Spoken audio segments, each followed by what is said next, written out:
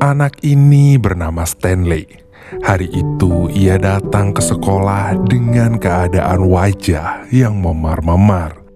Setiap harinya ia selalu datang lebih awal, jadi dia selalu menyibukkan dirinya dengan menggambar atau bermain. Setelah teman-temannya datang, ia memimpin seluruh kelas untuk memberi hormat pada gurunya.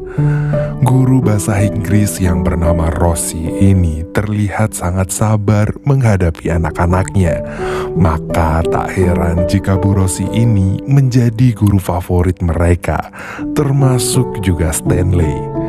Dengan perasaan cemas, Bu Rosie menanyakan keadaan Stanley. Ia khawatir dengan luka memar yang ada di wajahnya. Dan melihat kecemasan gurunya, Stanley mengaku kalau ia hanyalah jatuh dari bus sekolah. Mendengar itu, Bu Rosie pun menjadi sedikit lega dan memperingatkan Stanley untuk lebih hati-hati. Kemudian saat jam istirahat, di toilet Stanley bertemu dengan guru bahasa India yang bernama Tuan Firma.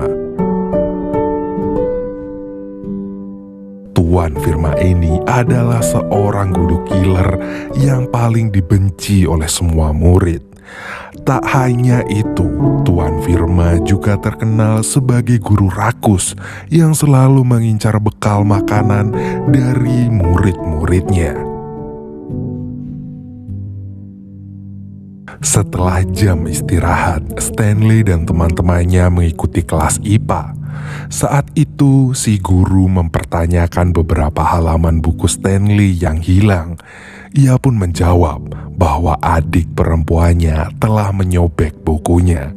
Beruntung si guru bisa memaklumi dan menyuruh Stanley untuk lebih berhati-hati. Setelah pelajaran IPA selesai, kini mereka harus mengikuti pelajaran India bersama guru killer yang paling mereka benci. Di tengah pelajaran itu, seorang siswa diam-diam membuka kotak makan siangnya dan mengambil sejumput untuk dimakan. Tuan Firma yang mencium bau makanan langsung bertanya siapa yang membuka kotak makanan. Namun karena tidak ada yang mau mengaku, si Tuan Firma ini langsung pergi ke ruang guru dan mencuri bekal makanan milik guru lainnya. Karena ia sendiri tak pernah membawa bekal makanan. Tuan Firma tidak pernah peduli dengan pendidikan. Ia hanya peduli dengan bekal makan siang anak-anak yang berisi makanan lezat. Kebetulan di sekolah itu semua murid termasuk guru diwajibkan membawa bekal makanan. Namun si guru killer ini tak pernah membawa bekal makanan dan malah mengincar bekal murid-muridnya. Saat istirahat makan siang, anak-anak pun mulai membuka kotak makanannya masing-masing. Namun Stanley yang tak membawa bekal makanan, ia hanya bisa melihat teman-temannya menyantap makanannya. Kemudian saat salah satu temannya hendak membagi makanan, mendadak Tuan Firma datang dan mengusir Stanley. Dan setelah itu, tanpa rasa malu, Tuan Firma malah minta makanan pada mereka.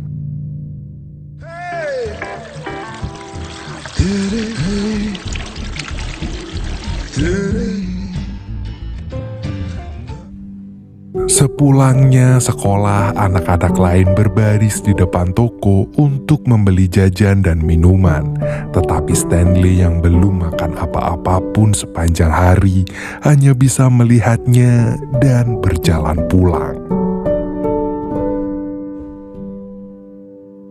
Keesokan harinya saat jam makan siang, lagi-lagi Stanley tidak membawa bekal makanan. Namun beruntung si guru killer kemarin tidak datang. Jadi teman-temannya bisa membagikan makanannya kepada Stanley. Di ruang guru terlihat semua orang lagi makan bekal mereka masing-masing, kecuali Tuan Firma yang kerjaannya hanya minta-minta karena ia tak pernah membawa bekal makanan. Hampir semua guru tak menyukai sikap Tuan Firma yang sangat rakus saat minta bekal makanan. Sepulangnya sekolah, mereka berencana untuk bermain sepak bola bersama Stanley.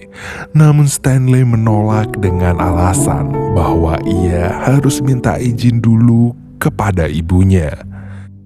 Salah satu temannya yang kaya pun meminjamkan sebuah handphone agar Stanley bisa izin pada ibunya.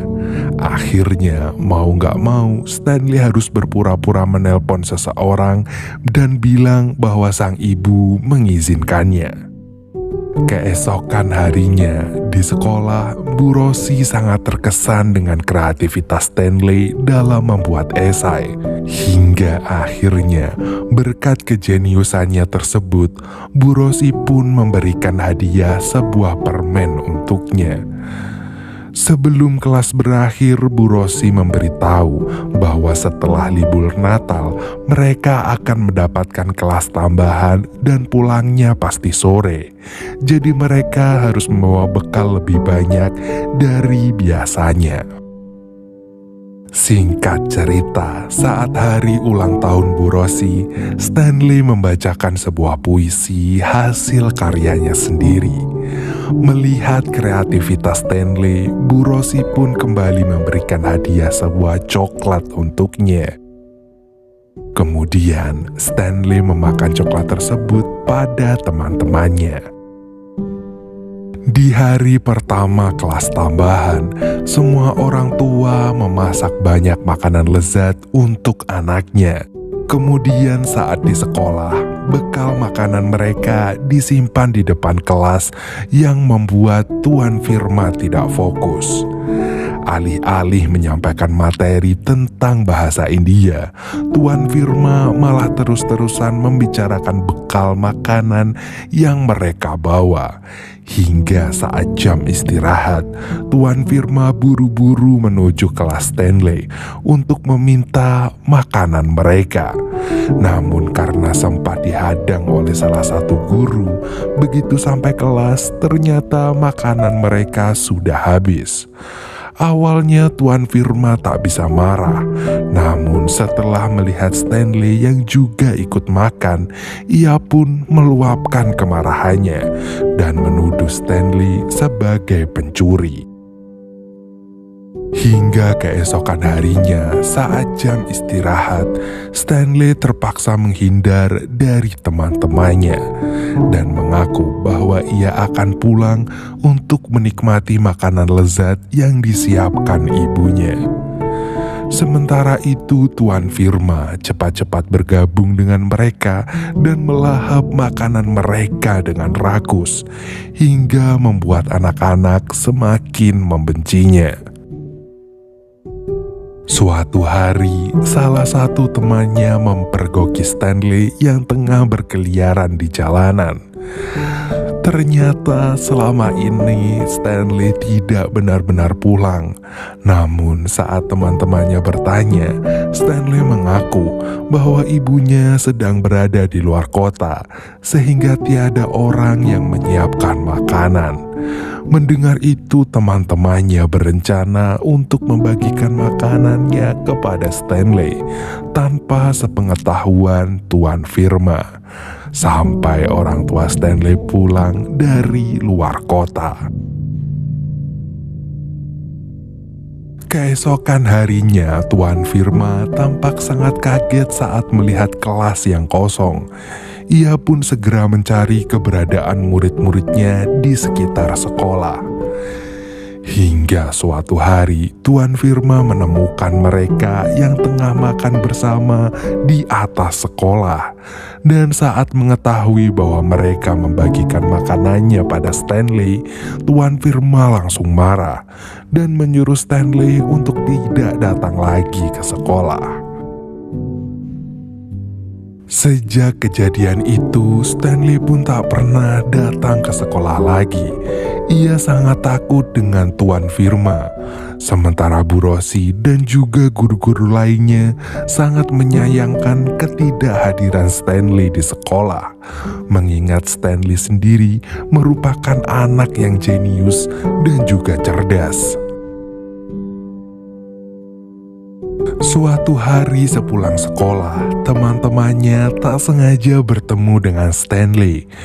Di sana mereka memberitahunya tentang pementasan teatrikal yang sebentar lagi akan diselenggarakan. Namun, karena tak bisa datang ke sekolah, ia pun hanya bisa melihat teman-temannya berlatih dari jauh dan mempelajari gerakannya. Sementara Bu Rosi yang khawatir dengan keadaan Stanley menanyakan pada teman-temannya. Akhirnya mereka memberitahu alasan di balik ketidakhadiran Stanley. Mengetahui kelakuan Tuan Firma, Bu Rosi segera menemui Tuan Firma dan bertanya, apakah Tuan Firma merasa senang setelah mengeluarkan anak jenius hanya karena tidak membawa bekal makanan. Tak hanya itu saja, Bu Rosi mengancam Tuan Firma bahwa ia akan memberitahu kepala sekolah atas kelakuannya tersebut.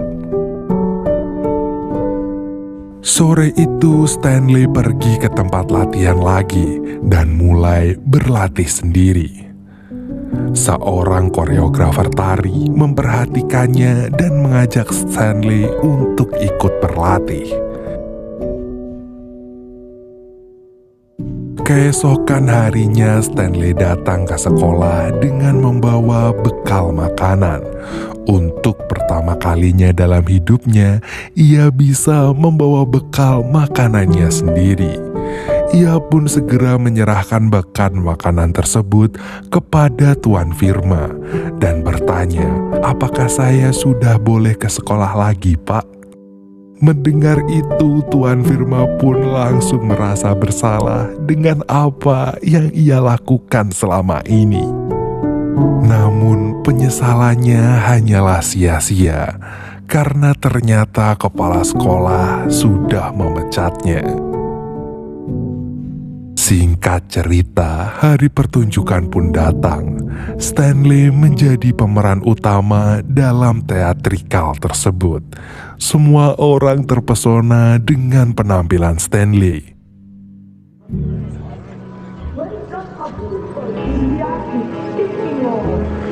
और बच्चों में भी बड़ी देगा कीमत इसकी क्या।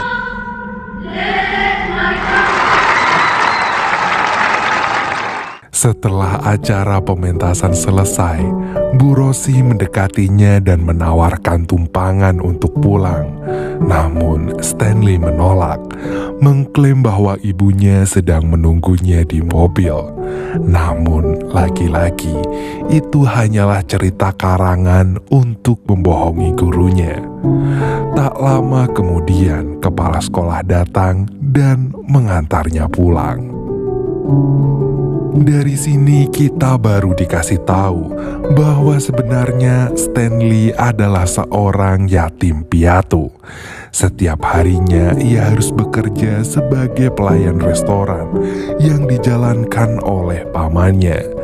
Setiap hari juga ia harus menerima perlakuan kasar dari sang paman karena Stanley selalu terlambat bekerja. Inilah alasan kenapa Stanley kerap sekali mengalami luka memar di wajahnya. Ia terpaksa bohong pada teman dan juga gurunya karena ia ingin menyesuaikan diri dengan mereka. Dia tak ingin mereka mau berteman dengan Stanley hanya karena kasihan. Sementara bekal yang ia bawa itu ternyata makanan sisa dari restoran yang dimasak langsung oleh si koki. Dan sang koki berjanji bahwa pamannya tidak akan pernah tahu jika Stanley membawa makanan sisa untuk dibawa ke sekolahnya. Akhirnya Stanley bisa kembali bersekolah tanpa menahan rasa lapar. Ia terus mengikuti pelajaran sekaligus berbagi makanan pada teman-temannya, gurunya, bahkan petugas kebersihan.